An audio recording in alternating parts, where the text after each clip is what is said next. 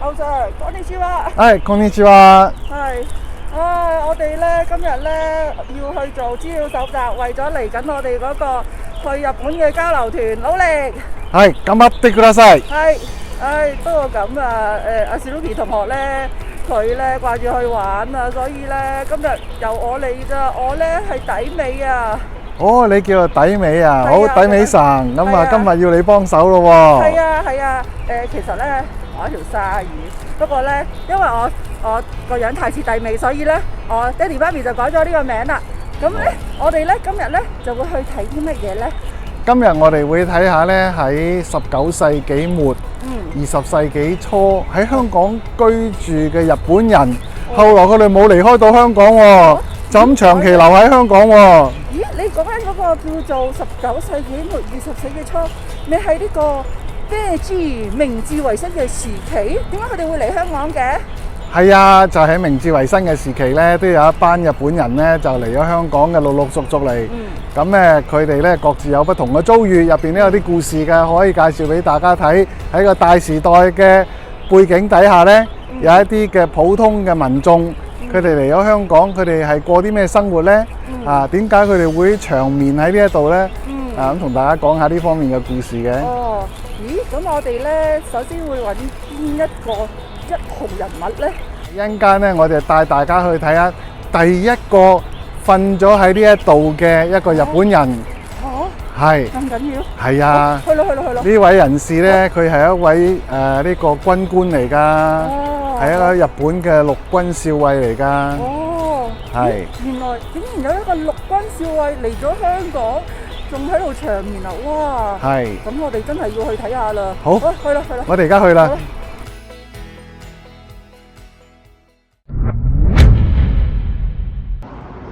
哇！校長，呢個墓好宏偉啊！阿底美神，嗱呢個就係我頭先咧同你講過咧，最早葬喺呢個香港墳場嘅日本人嘅墓嚟啦。佢亦都係喺呢個墳場入邊咧最宏偉嘅日本人墓嚟嘅。點解咧？佢係咪好威風㗎？咁呢位軍人嚟嘅，本身係一位陸軍嘅少尉。咁佢咧就叫做湯川溫作。咁佢係日本咧喺明治維新嘅時候咧派去法國學習呢個陸軍嘅一位留學生，屬於係國費，即係由日本國家出錢派去嘅軍人嘅留學生，學習呢個軍事知識同埋技術嘅。咁佢喺法國嘅時候咧，據說咧係已經係開始咧係患上呢個腦疾嘅。咁啊，中途咧經過長途跋涉，終於架船咧經過香港作為最後一程，跟住就可以翻到去日本咧。但係佢咧個病情咧係不斷惡化，嚟到香港嘅時候咧，病情咧已經係去到咧係非常之嚴重嘅地步。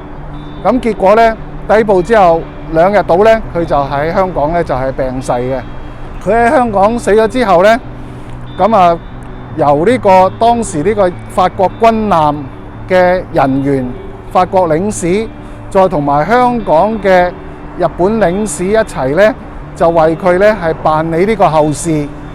咁啊就建立咗呢一個嘅墓碑。當時咧在此之前咧，葬喺呢個香港呢個墳場嘅日本人咧係未有嘅。由於佢嘅呢一筆嘅殮葬費啊，後來都仲有一個後續嘅故事嘅，就係當時佢係國費留學生咧，但係唔包佢喺海外嘅醫療同埋甚至殮葬呢個費用係唔包嘅。咁啊，日本政府係好均真，所以咧呢一筆費用咧總共花咗200幾蚊，當時係白銀啊，嗰啲銀元啊。總共花費200幾蚊嘅銀元咧，就向佢嘅家族咧，佢嘅遺族咧，就係追討嘅。咁當然知道咧，呢啲其實都係啲苦學生嚟嘅。邊度有錢嘅咧？咁啊，佢嘅家人咧，當然係冇錢歸還呢咁大筆嘅款項。結果咧，要由陸軍省負責咧，係向政府嘅財務部咧提出申請，話咧希望可以免除咗佢呢一筆嘅追討，由國家去支付呢筆嘅費用，因為呢入邊有一部分錢咧，其實大部分啊係當時嘅駐香港領事館咧係墊資嘅。咁香港嘅領事館當時喺香港成立咗都係得5年啫嘛，經濟上都係非常之拮據嘅。咁好彩咧，政府咧係免除咗呢一筆嘅開支咧，咁領事館咧都可以鬆一口氣。大美神，咁咧我仲有一個咧又係士兵嚟嘅，咁咧就帶你去睇睇，佢都係瞓咗喺度噶。係啊，嗱我哋一齊過去睇睇下。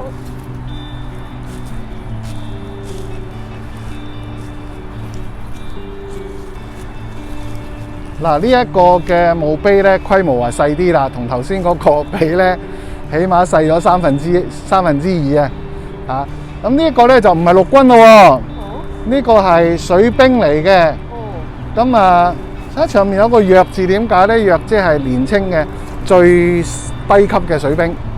咁呢位咧清水正之助咧，佢就係當時日本海軍嘅叫日進艦啊。咁佢就嚟咗香港。路經香港嘅時候咧，不幸咧呢位嘅清水正之助嘅水兵咧就染病咧就係死咗嘅，咁亦都咧係就地咧嚟殮葬啦。校長，呢棵咁似櫻花樹嘅？你真係識貨啦！呢棵咧就係櫻花樹，呢棵係屬於何津英嚟嘅。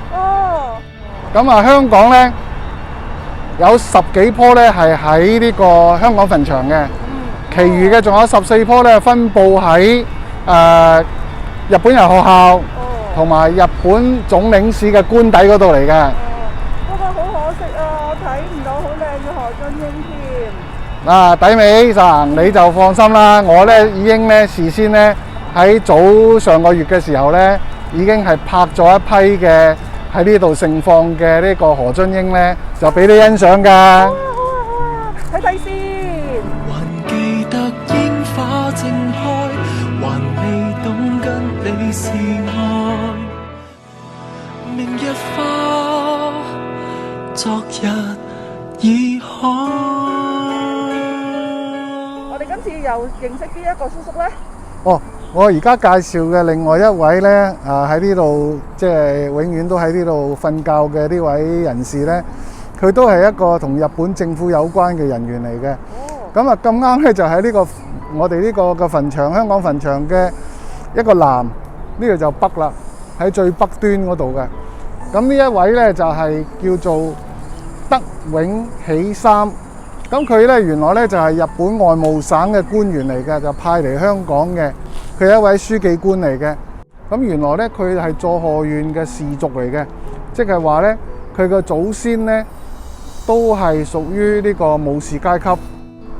咁佢係死於咩事呢？根據呢個後來嘅另外一位日本駐香港嘅外交官，佢揾到嘅資料呢，就德永喜三呢係死於呢個抑鬱症嘅。咁而根據個記錄呢，佢呢就係喺中環嘅當時嘅叫做東洋館嘅呢間旅館嗰度呢就自刎就用刀呢就係自殺嘅。相信呢位德永嘅書記官呢，如果佢係早2-3年嚟到香港任職嘅話呢，相信佢當時嗰個工作量一定係非常之龐大嘅。因為1905年呢就係日俄戰爭，係香港作為遠東嘅其中一個重要嘅船隻來往嘅商埠呢，喺搜集呢啲各方嘅情報消息嘅時候呢，係負有重任嘅。咁相信咧，作為一個書記官咧，佢除咗主要嘅工作就係處理呢個調查香港同埋東南亞各國嘅嗰個貿易嘅情況，以咧方便咧日本同埋呢個台灣，當時台灣已經成為咗日本嘅殖民地啦，開拓呢個台灣嘅出口嘅業務同埋日本嘅進出口嘅業務嘅。咁淨係做呢方面嘅呢個調查工作啊，佢每日我相信佢要寫好多嘅調查報告嘅，再加上呢個嘅日俄戰爭嘅爆發呢，佢亦都負有呢啲其他嘅任務嘅話呢，有可能係因為咁樣呢，造成佢嘅嗰個精神嘅崩潰啊，患上呢個抑鬱症。叔叔墳頭嘅石碑同埋四邊嘅墓情都係用雲石嚟製造，喺嗰陣時嚟講，其實係厚葬噶啦。聽講頭先個叔叔個老細都係自殺㗎。係啊係啊，咁啊嗱，嗰個嘅首先我係書記官啦。咁其實香港嘅第一任日本駐港領事呢，當時嘅嗰個官銜呢就係副領事嚟嘅。咁就係叫做林道三郎。咁啊，林道三郎呢，仲有一樣特別之處喎，佢係華裔嚟嘅喎。係啊，佢祖先係華人嚟㗎。唔該知道佢嚟香港啦。咁佢嚟香港唔單止因為佢係華人啊，因為佢有良好嘅英語背景嘅。咁而且佢係識講呢個中文啊。哇，好叻喎！係啦，咁因為佢嘅父親佢嘅祖父呢，都係叫做當時喺日本長期咧擔當一個職位，叫做唐通事。咁呢個唐通事咧，直情咧係喺明朝末年嘅時候咧，喺長崎咧已經設立嘅一個官職嚟嘅。當時就係由阿林道三郎嘅呢個祖先咧，佢哋已經係負責，而且呢個職位咧係世襲嘅。咁後來咧，林道三郎嘅父親都係唐通事嚟嘅。咁啊，當然咧。到咗清朝嘅時候末年啦，咁啊亦都入咗明治維新呢，唐通事呢個職位咧就取消咗，而呢個林道三郎咧佢都係世襲呢個唐通事嘅唐通事噶嘛，咁結果咧佢就入咗呢個外務省就做呢個外交官啦，咁啊佢就派咗嚟香港，佢派嚟香港嘅時候好後生，30歲到嘅啫。哇，咁咪好叻咯！咁有才能啦，有才幹啦，但係佢喺1873年嘅時候呢，就派咗嚟香港。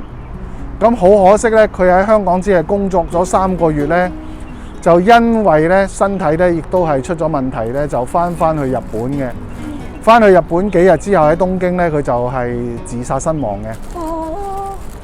咁根據非官方嘅呢個資料，就係講述佢嘅，即係佢嘅後人呢。提及佢嘅呢個死因呢，主要呢就話推測呢有2個原因嘅。第一呢都係工作嘅壓力非常之大，因為喺香港開設呢個領事館呢，經費係非常之有限。咁你要租地方，你嚟到香港你要負責揾呢個領事館嘅，要同香港嘅英國殖民地政府呢打交道。咁據說呢，佢嚟到呢未能夠即刻呢就係得到住喺香港嘅港英政府承認佢呢一個外交地位、外交官地位，所以佢咧就係又憂心忡忡嘅。